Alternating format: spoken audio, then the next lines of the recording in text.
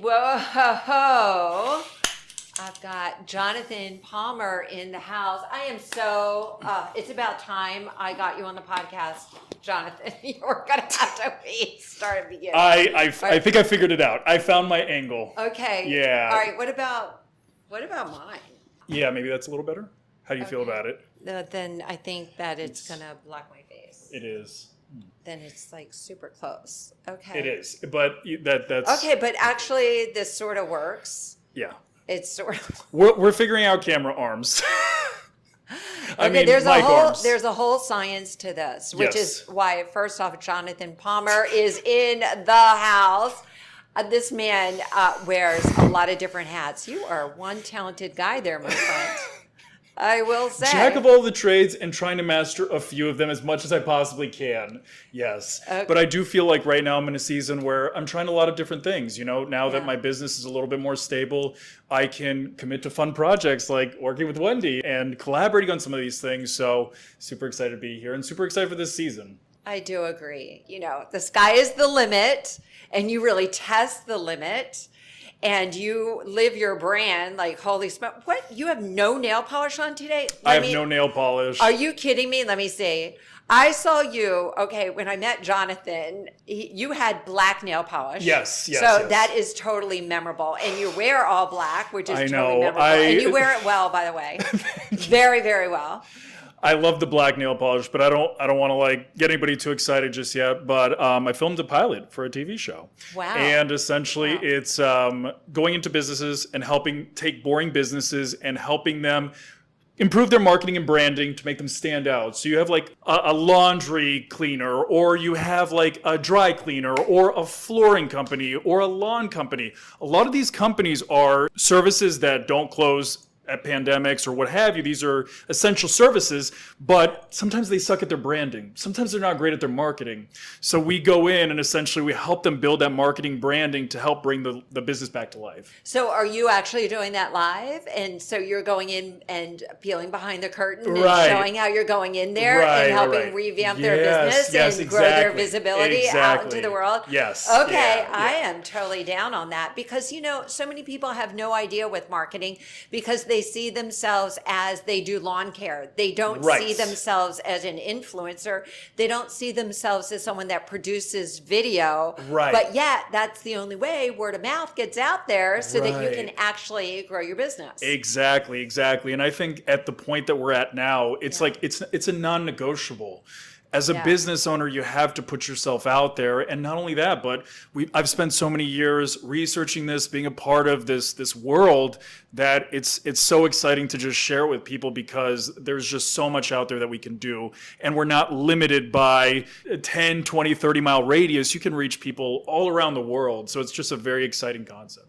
That's crazy. And it doesn't even mean that if you have a lawn service that you're going to hire that company, but maybe it's something that they're doing very unique with their clients. And then they can be on a podcast sharing their particular technique. And then they could actually become a consultant for other lawn care companies that exist in other parts of the world. You're always thinking like massive big picture, and that is so inspiring. I love how your brain works like that because it would never have occurred to me. You know, it's like if I sat with the idea long enough, it would come. But it's like you have this way. Has anybody ever told you that before? You have this way of taking a scenario and looking at it, even though it's very close, but then being able to push yourself back 40,000 feet, and it's like you see way more of the screen than what the picture shows. Have you ever gotten that before? You know, it's very interesting around that. When I was little, like growing up, I would pay attention, and I would always pay attention to the underdog. And what that would mean, like, you know, the guy that sat in the back of the room who was really, really quiet. And I would think, like, I wonder what's going on with him. Like, you know, let me just go talk to him. And when, you know, it'd be somebody's birthday, I'd like hear about it and want to do something for them, especially if they're not in the limelight. So I do believe in this podcast is all about unleashing your superpower, whether it's being intuitive or just being an empath or whatever that is. I could feel other people. And we live in a melting pot and anything and everything is possible. And I really believe that. And that just means that you can put in all sorts of ingredients and think outside of the box. Absolutely. And I love that. It's just, I guess a part of my curiosity is like, how do people, because I think for individuals like yourself and myself, we were able to tap into that organically, right? Yeah. Maybe it came in from like crashing into walls and then figuring out solutions to some of our challenges, or maybe we were just a little bit extra curious. But something that I want to encourage with people is that there's nothing stopping any of you. So there is this concept that I want to throw in your direction for a second, because I know the audience is gonna love it. So we have this term called non-player characters. Have you ever heard that before? No. Okay, I've never heard it. NPCs. So in video games, a lot of millennials and even some Gen X grew up with a lot of video games. And there's these characters that they have a script that they follow, and they'll follow the script and they don't interact. They're not playing the game. They're just following the script. So they are a non-player character in the video game. They're just there to drop the line, say the thing when they're supposed to say it, so that the character that is playing the game can move forward. In our society today, I feel like a lot of people are non-player characters. They have a lot of their programming. They're very set in their ways. They have their habits. They have their routines. But don't you want to be in the game? Don't you want to be leveling up? Don't you want to be gaining experience points, almost like a video game, right? Don't you want that life? And I feel like that's what this is. It's opening yourself to the ability to escape that non-player character role that you've been in your entire life. And here's an opportunity, a call for you to step out and start playing the game of life like we do. Wow. That's a wow moment right there, because people don't really think about the roles that they play in life. It's that person's a go-getter, or that person got lucky, or that person has more drive. How much have you heard all those? Yeah, all those things. That's what you think about. And then you don't envision that that's possible for you. Right. So you see yourself in a secondary role. Yes. And you don't see yourself as primary. Like you see yourself that you're always going to work for somebody. You see yourself as being a 9-to-5er. Right. You see yourself following the roles and doing what you're told to do. Read the script. Read the script. So that's what you're talking about. The secondary, like how I think about it as primary and secondary role. And that just that's an aha moment. And it's interesting that it's part of when you're online and video games and all but they're things. Frameworks that can help us understand based off of and Wendy's all about her frameworks, so I love that. But here's a challenge that I want for you, because it's where my mind goes naturally. Well, it's the negative self-talk that we start having. Well, isn't that egotistical to want to be the main character? Well, isn't that, wrong of me to want to stand up for myself? Is it wrong of me to want to leave the 9-to-5 and take the risk and possibly put my family also at risk, right? So how do people start, gaining the courage to say to themselves, no, I'm good enough. Yes, I can unleash my superpower, and it's not egotistical for me to do so. Well, when you really think about it, every single solitary person is the star of the movie of their life. And I think people forget. That is the key. But nobody sees themselves, because we're conditioned when we watch a movie, we see that there is the star. And that person just seems so unattainable. Right. So we don't ever see ourselves as the star. But if we are the one, the one and only that are in our lives, and then everybody's a star. So it's not like I'm a star and you're not a star. It's like we both are stars, and we are playing that role in our own lives. But we're not taught this. I mean, nobody talks about this stuff. So and it feels creepy. It feels like, is it ego? Am I being obnoxious? We have all these descriptive words around somebody who wants to be in the limelight. And I think that does such a disservice to our universe, because there's so many people that have those gifts. And I think that's something that both of us are good at, is because like Wendy, I've seen you in action. You'll see that one person and you'll just see that little spark in them. And then you're like, okay, I got something I can play with here. Let's see what we could do. Let's see Yeah. the work that we could do together. And I think that helps a ton. There was one more thing that I wanted to say. I think a lot of it also has to do with the way that we receive communication when it comes to media and, Yes. social media. Like the perfect body, the model woman, Right. and everything is photoshopped, everything Oh is my edited, gosh, and yes. we see it now with filter. Oh, like yeah. when you see online, you're like, oh, that's been filtered. Everything has been filtered. Everything that It's you weirder saw, for something to not be filtered than filtered. right? But we We've would reached look that at inflection magazines point. and we would say, Cindy Crawford is my idol. Meanwhile, not realizing when you're looking at all those magazines and you're seeing all those photographs, everything has been enhanced. And now you have an opportunity to actually do that if you want to do that, Oh, if yeah. you choose to do. I think actually, as long as the filter is not crazy, I am actually a fan of using a little bit of filtering A because you can. 1,000%. It's when I look at my videos, I'm watching my videos for me too. So Yes. if I want to show up as confidently, if I want to help the most people, I need to be the best version of myself. And if that means I need a filter, then I need a filter. I just got a hair transplant. Thank you for owning that. Yes. Oh my God. Oh my tell gosh. you, Jonathan. Come on, we have no shame over here. We can't have shame in Wendy's world. A dude actually saying that because it's women with their hair, but the dudes are like, oh my God. Yeah. Yeah, And it's a I'd real love to talk thing. about the experience. Wow. It is a little crazy though. So they definitely took out. I'll show you what first, Wendy, so you can see it. Wow. Yeah, they take okay. a huge chunk of Wow. the back of your head, Okay. but it speaks to our vanity because obviously my hair is a big part of my brand, and it's kind of weird. I've never considered any anti-aging or anything to try to keep up. This was kind of my first step into that, and it's fascinating how much different you feel when you give yourself a little bit of that self-love and you don't feel shame over it. Right. Yeah. Oh my goodness. Yeah. I know that hair is a really big thing for men and women.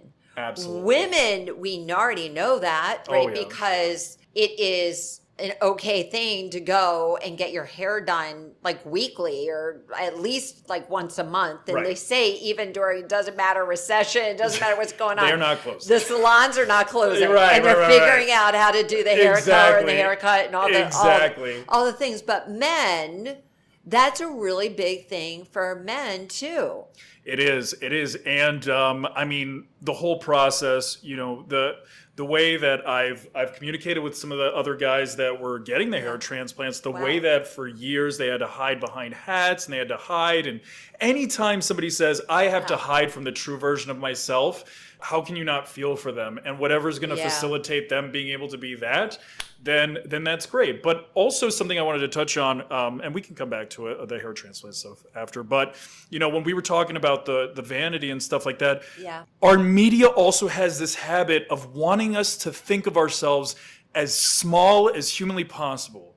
And I don't know how you feel about this, Yeah. Wendy, so I'm throwing it in your direction, but when they say we live in this massive, expansive universe that is constantly growing, when they say we're in this little blue rock, in the universe, it's like I understand these things could be factual, but when they're done with intention on social media, it's like you have to think to yourself, are we living in a society where people want us to feel like we're smaller and smaller and smaller and smaller, almost to the point of insignificance? Because that's a narrative I'd love to change. Oh my goodness, yeah. Because every single person was born to shine and everybody has superpowers, everybody has gifts, everybody has value. Yes. And that is really the disconnect right now where people are suffering. And as much as we are advancing forward and we have all these amazing tools like AI, we know that's a whole big conversation right there. But no matter what, it's really important for everybody that feels significance, like they matter.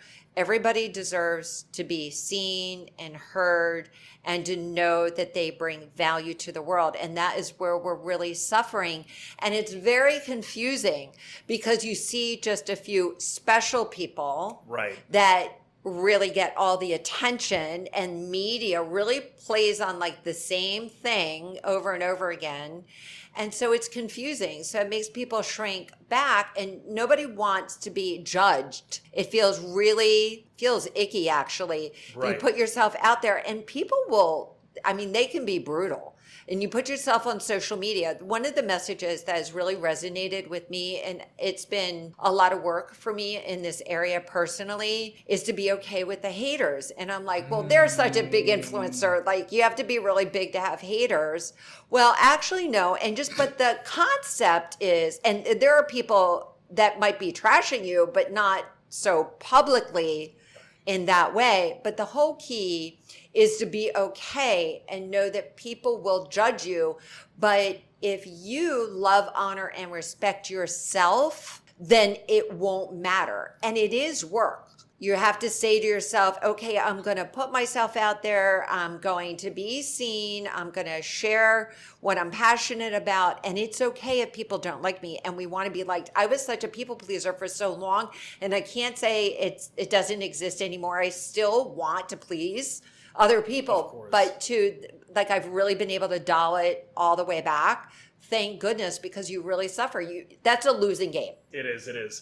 And I want to see if I can remember all three, but it also speaks to high performers, high achievers, and people that tend to be, more in this energy, right? And something that Alex Hormozi shared is individuals that are insecure and struggle with worthiness, but at the same time have like a higher sense of self, like they feel like they do have gifts. Yeah. And then in addition to that, they have really good delayed gratification. And he feels like that is the formula for these really influential people. They're insecure, they do have a little bit of a complex, and they have delayed gratification. How do you feel about that idea? Because I'm still trying to sit on it. Some of it does resonate. I think that you do need to have a certain degree of confidence to show up on camera and perform and speak. But also, I know that I have a lot of deep-rooted insecurities, and that's kind of what keeps the motivation high. And then delayed gratification. You can't just try to cash in right when you plant the seed. You need to give it the time to grow. So yeah, any thoughts about that? Yeah, I agree 100% with that, because I do believe that people that end up writing books, becoming speakers, they are suffering, that there's some wounding inside of them. Love that. And that while they're on their journey, it's like you hold your breath and you just need air. It's part of the process. So you end up reading books or listening to podcasts or going to the gym and working out. Like for me, it was with my insecurity meant I would go to the gym for 2 to 3 hours. I would work out a lot. And because my physical body was okay, maybe that will help and soothe that part of me. That gives me my drive. I get up now at 4:00 in the morning and I literally do my study, whether it's reading or listening to podcasts. Like these days it's listening to podcasts, but I take notes and I am obsessed with learning and growing and becoming better. So if you're obsessed with becoming the best version of yourself and saying, I want to be better than I was yesterday, then you're always thinking in some degree that I'm not there yet, so I want to keep getting better. Right. So it's kind of, a paradox. Right. To keep striving in that way. And I love that because I'm obsessed with dopamine. I mean, I think we're all obsessed with dopamine. Give me the secret. Give it to me. Right. I love the concept of dopamine because I did struggle with drug addiction, so I really started to try to understand that. And going towards what you were saying about the journey, do you know when the dopamine levels are the highest? The dopamine levels are not the highest when you take the drug or you have the experience. Your dopamine is actually the highest scientifically in the pursuit of the thing that you're trying to get. So before you get it, or the anticipation of the thing is actually going to be better than the destination itself. So if you are not enjoying the journey, you're playing the game completely wrong, because that is when you will be of your greatest excitement, not the moment you hit the stage. It's that quiet, silent thought right before. And to me, that's incredible because it's the journey, it's not the destination. Well, it's interesting that you're bringing that up because you hear about Olympic athletes, right? Once they win the medal, then there's the crash phase. And I know as somebody that nobody ever talks about the crash phase. Interesting. Events, retreats. There's a high, like you do an event, you do a 3-day event, there's such a high. You even do a 1-day event, there's such a high. Then you go home into life, and then there's the the Can you talk to us about that? No, I down. really don't hear people talk about this. Yeah. Yeah, only because yeah. I've done a lot of events over the years and everybody feels like so great. But then you go back to your day to day life and you don't have that infusion of all of that dopamine.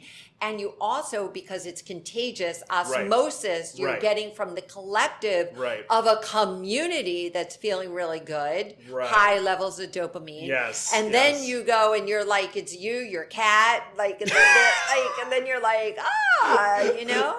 Right. Now what? Like, Right. where is everybody? And now it's Right. just me, myself, and I. Right. So if you can plug in again, that's where the community gives you that oomph, oomph, oomph and gets you going. And that's why if you like to summit and you're a climber and you actually do one hike at certain level and all this, like you're always like chasing that next thing. What's Right. the next one? Can I go even Right. higher? Can Right. it be even harder? Right. Can I train longer to advance and even get to a higher summit? Right.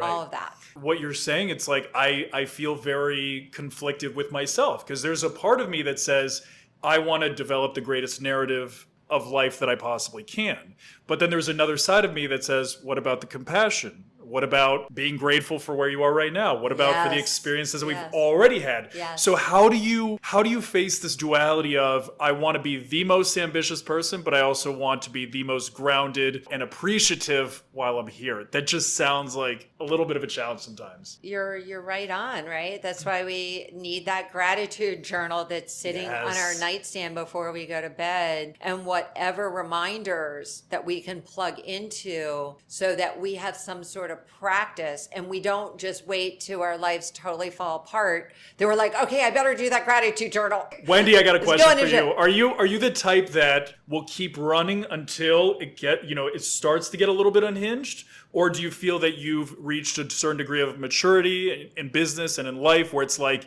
you see the patterns, you see the signs, you see the warnings, and you know how to like, okay, let's avoid that. I see what's coming. Yeah, it's all habit formation. Right. And because of that, I mean, I'm a big James Clear fan and whatever you habitually do. So I did this test early on and I would do this practice with setting intention in the morning.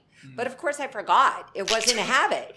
And I started to notice, like I set intention, my day went pretty well. I didn't set intention, my day was to shit. So then I would start remembering my day would start going to shit like 11 or 12 o'clock. And then I would say, Wendy, you didn't set intention this morning. And then I go, oh, I wonder what would happen if I stop. It's noon. Let me do intentions now. And then I started to do that, like whenever I remembered, if I remember, maybe it took 3 days or whatever, but I was starting to do it. And I noticed that it changed the rest of my day by doing it. So it's those little things like, and that has helped me. And one of the things now that I make sure to do, but again, I forget. I just think being a human being, we are wired to unremember our brilliance, our worth, and our value. That is a powerful statement. That's a book title, Wendy. Well, if we were so You know? evolved, we would be so light and filled with light. We would just float away. I don't even think we would be here. We would just be angelic, and there we go. And we would be a guardian angel of somebody else. Right. And because we are here in these physical bodies, it is here for the evolution of humanity. And so we are going to forget to do these things. And so however we can break it down to the simplest, easiest thing to do. Now, you know my background, I worked in Big Pharma. Yes. And for Big Pharma, it was like a pill. Yeah. So for me, I was anti. Right. Literally, you should see me take a Tylenol. My husband laughs. I'm like, oh my goodness. I had surgery recently and they were like, so you can take a Tylenol, like I'll divide it into fours. Like I will cut it. Like, stop it. and I actually literally, he's like, the doctor is like, just take the whole thing. It's okay. But I'm so anti, because that is conditioned inside of me. But one thing that stood out for me is starting on a journey, a healing journey, and then learning all these different modalities. It's like breath work. Oh my goodness, the reason why they don't package it because it's free. Right. And it's the most potent medication drug enhancement that you can have because we can send oxygen into our body. So what I will do, and I forget a lot, but then I remember, right? Because we're conditioned to unremember our greatness, our brilliance, our light, our talent. So I forget, and then I'm like, uh-oh, things are falling apart. Oh, okay, I under-remembered, and now I have to go back into it. And it helps too because I work with people. Like, I work with people on their businesses, but I work with coaches and speakers and impact-driven entrepreneurs, and this is their thing. And so if we could just breathe. I breathe when I'm in the car. You heard me say this earlier today. I know, but it sounds like so hokey. Like, come on, give me something more than just breathe. You know what sounds hooky? We have 9 stars in the universe. To me, that sounds just as crazy. Can I see 9 planets right now? No, I cannot. I have to believe in something greater than myself in order to facilitate this belief system, right? So for me, why wouldn't breath work just as powerfully as another belief, another system? So that's why I keep a pretty open mind. But something that was shared today in the previous podcast, the one that you just had, what were their names? I believe it was Jackie. And Elizabeth. And Elizabeth. There we go. So we had both of them, and I believe it was Jackie shared. There's the body, mind, and the spirit. And sometimes it's the simplest things that, when somebody says it a certain way, it opens your mind and makes you recognize things about yourself that you maybe didn't see. And she said to kind of like do a little bit of a check-in with each one, right? So you got your body. Okay, my body feels good. I feel healthy. Okay, how's my spirit? Oh, well, my spirit's great. I'm positive. I'm giving a lot of love. Okay, well, how's my brain? Oh, my brain's like a 3 out of 10, in terms of like my limiting beliefs and anxiety and depression and all these things. And I was able to identify exactly where I need to do the work. And I thought that was so cool because it's like, okay, I don't need to go to the gym that much. Let's not focus our hours on areas that are not practical. And now it's like, okay, I need to work on this right here. But it was because of that little system. So yeah. It's amazing how you can hear something and it can completely change the trajectory of our lives. Yes. It's like a wow. Yes. But then you got to write it down because you'll forget. That's the key. Say it again, Wendy. Write it down. You got to write it down, and you got to like figure out what works for you. Right. To put a stickum on your bathroom mirror because you're going to brush your teeth. I love that idea. Or take like a magic marker. Oh, totally. A dry erase marker, and then you can change it all the time. Yes. And you can remember, you can say like, I love, honor, respect myself. And like for a moment, like just be there and really see yourself and whatever it is that you want to grow into, whoever that person is, to start to play with seeing it. Yeah. I'm always fascinated, now I never thought this way, with somebody that knew early on, I am going to be a multimillionaire. Like that, I never thought that. I always thought, first off, I thought, I'm going to get out of the house. Like, I got to move out of this place. This place is crazy. I'm moving out. And then I was like, uh-oh, what's going to happen then? And I was like, uh-oh. So I got to figure that out. So I did say, I'm going to go to college. I'm going to figure that out. And I'm going to have a career. So I'm going to have a job. So that's what I thought. And then, of course, a white picket fence, a couple kids, a dog, and a few things like that. Isn't it fascinating? And I'm sorry to interject, but I find that the people that focus on the steps and not the staircase tend to be more successful. Because I hear this all the time. Yes. It's like, I was not...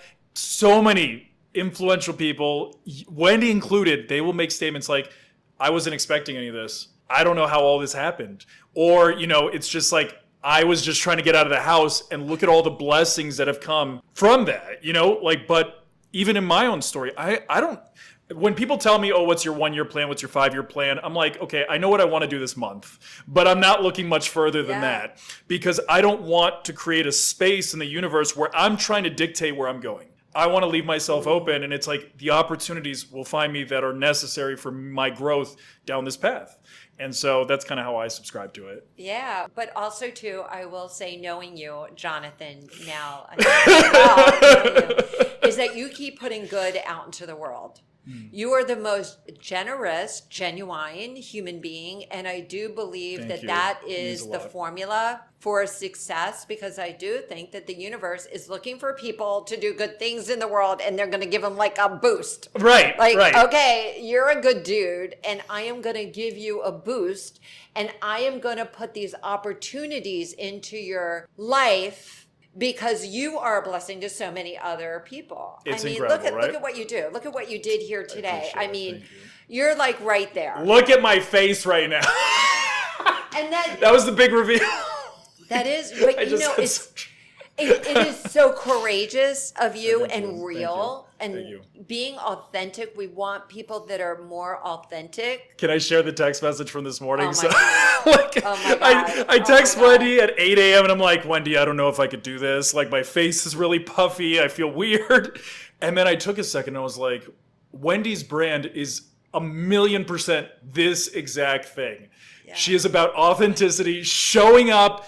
Your messy self doesn't matter. You show up. And so I was like, Wendy, I got no excuse. I'm putting on some sunglasses and I'm Oh coming. my God, but you look great. This is part of the brand. Like, look at this. Like, It look is. at, like, oh my goodness. It all works out. It all works out. So, Yeah, we just want to be around more authentic people. right. And people are like asking all the time, how do I attract clients? How do I make more money? But if those are the two drivers, It doesn't right? work People, out. it's like it's doesn't like work the out. car salesman thing. Right. Like you're like, are you trying to sell me a car, or do you really care about what I need and what I want? Exactly. I feel exactly. like I'm on your agenda. If you feel like you're on anybody's agenda, and you're better off not even asking and just showing and just being, and let your clients and let your presence online speak for itself, and then the right people come into your life and the opportunities open. Now you do have to get out there. Like you can't like lay there with Netflix with the clicker. Oh, and yeah. get out No, there. you gotta- you gotta shake some hands. You gotta meet people and give them hugs. You have to have an opportunity for people to actually see you. But And we're a social species. You're going to feel good when you do these things. yes. You know what I mean? It's like, Or that's the awkward, irony of it. Or awkward. So, Yeah. so there is the awkward stage. I will say that entering into the world of entrepreneurship was really uncomfortable for me. So all I knew was corporate. All I knew was my team, my accounts. That's all I knew. My company. That's all I knew. I was in pharmaceutical industry. I was comfortable with doctors. I was comfortable with corporate. But then I walk into a room. The first entrepreneurial event I went to, it happened to be all women. I don't even think I was looking to get into a room with a whole bunch of women. There were hundreds of women in there. I literally opened up, it was a banquet room, and I saw like all the tablecloths, and they were like circles of 10. And it was horror to me. I was like, no way, shape, or form do I want to speak to anybody when I walk in there. I am just going to sit down and see what's happening. I want to I spy. I want to just be a fly on the wall. And just observe. Yeah, I want to observe. So I was just hoping and praying that at my table, everybody was kind of reserved and quiet. And I was just going to Wendy eat didn't my get meal. that table.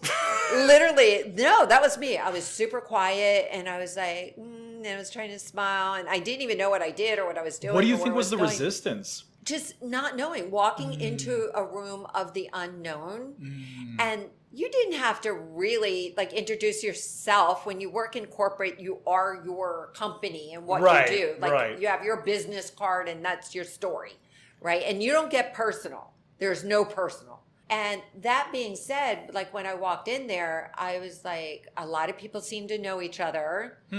And they all have this like 1 minute intro and like, what's up with that? And my intro was like, I come from corporate. I'm just seeing what's happening in here. I don't really even know like Right, my right, direction. right. So I don't even know what I said, but I don't remember what I said, but I remember how I felt. And it felt very, very awkward. But then I kept making myself do those things that made me feel uncomfortable and get in a space and get in a room, and I still do it. And there are some rooms that I go into that I'm comfortable in, and there's some rooms I go into where I am still uncomfortable, but I work with it. I mean, yeah, of course. It's Yeah, just like, I love forever this for you. vulnerability because I can't imagine that for you. You just seem like you could walk into the room of the Secretary of State and just blow it out of the water because of the way that I perceive your belief in yourself. Well, thank you so much for that. So what I do remember when I first started working in pharmaceuticals is I was calling on the chief of the department at University of Miami. So that's like, the top guy. He's the head honcho. And I remember saying, I'm so scared. I got to meet him. He's like my number one account. And I was nervous. And what I said to myself is just pretend he's like your father. And he's probably somebody's dad. So see him not as this big, like your largest account and this guy who's the most valuable for you on your call list. Like, see him like a dad, like see him like a husband. And so I sat down there and it broke the fear. It broke the ice. And also too, his personality though made you feel comfortable. And what he did was, I'll never forget it. So he was in his big office and there was a conference room that was in the next space. And they had me sit and wait for him there. And he said from his office, "Hey, Wendy Blum, where are you from?" He didn't get out. He didn't come bring me into his office. He goes, "Where are you from?" He's yelling. Right. And I said, "I am from Baltimore." And he said, "Oh my goodness." And then he shared a story. So he found this guy was like, he was the master of making people feel comfortable. So then when he said, "Well, then come on in here. If you're from Baltimore, come on in." And then I sat down. He was like, told me the story about John Hopkins and blah, blah, blah, blah, blah, and all the connection points in Baltimore. And that was like a really great lesson. You just have to find something where there's some common ground when you enter a space. And that was, so I used that, but... I love that example because I got pulled over yesterday. Okay. And I might have been doing a little bit of speeding, I got pulled over yesterday, and as soon as the cop comes up to the door, I just break into laughter and start joking with him. And I was like, listen, like I was following the flow of traffic. I knew I was going exactly 11 miles too fast. The guy, very serious in the beginning, took my card, asked for my information, came back, gave me a warning. And he said, listen, it's only because, the people that live in the neighborhood right behind it are doing this. And then we just started joking back and forth. And everything was very relaxed and easy, but it was because I took that first step. I came into that taking ownership of what I did. I know I was speeding. I'm not going to, he owns the frame. He is the authority in this situation. I am the subservient individual. If the president got pulled over, guess what? Police officer owns the frame still, right? So in this situation, I kind of like put myself back and diffused it by the ownership and the humor. And now all of a sudden I got a warning. So, one piece of advice I'd give you is don't ask them for a warning after that. But I do feel that, because I put that energy out there, look what I got in return. So. Oh my goodness. Okay, I am over the moon. So you absolutely have to come back again. You're going to have to be a regular. You're totally going to be a regular. But I have one last question for you. Please. Okay, I don't know why this is coming to mind, but baseball is coming to mind. Baseball. Okay, I can so you are at, what's the top? Yankee Stadium. Okay, Yankees. Are you a Yankee fan? I could do Yankees. Okay, I could do I'm familiar with them. Yeah. Okay, so it's the Yankee stand, and you have the marquee. Mm-hmm. And by the way, they have you up there on the marquee too, with like the whole Stop look. It! I want to hide. The whole look, and you get to share your message with the world and with everyone in that stadium. What is that message? Oh my gosh, that is such a great, deep question. Nobody cares. And I want to explain what that means. Allow nobody cares to be peaceful for you as much as it is challenging some of your belief systems. We are so involved in our own lives. And I've found time and time again that as soon as I try to tie expectations to somebody, or I try to say, well, this person's going to come through or this is going to happen, no, I take full ownership for my own life. I take full ownership of my own things. And I would encourage everybody to do that, because I think what paralyzes so many people, you don't go after what you want. You don't go after you don't ask the girl out. You don't try to get the job. You don't try to get the customer. You don't do this. You don't do that. Because everybody is so concerned not about their failure, but if somebody is watching them fail. Oh. Right? It's not about the failure, because I don't care about failing. Do you care about failing? Yeah. I don't care, but I don't like being seen failing.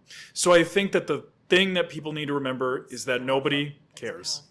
I love that. I love that. Woo-hoo. Okay, where can people find you, Jonathan? Currently, Wendy, I've been in business for 14 months. I still don't have a website. So we need to work on some of those things. But I am actually in the description in the play notes. There are going to be links I already know to your LinkedIn wherever I can. LinkedIn. I can connect you. Yeah, you Yes, absolutely. But I have will to connect with definitely Jonathan. be at Wendy's event, and this is going to be in April. Can we talk about that, or we can't talk about that Yes, yet? we can talk about that. Okay, please. Okay. I want to know more. So I will definitely be at Wendy's event. I'll be hanging out behind the camera, helping. Oh my God, things. front Yeah. front and center, and you definitely want to come say hello, and you definitely want to meet and get to know Jonathan. Thank you so much, Jonathan. Of course, Wendy. I You love are it. the best. Thank you so much. You are the All right. best. Next time, guys.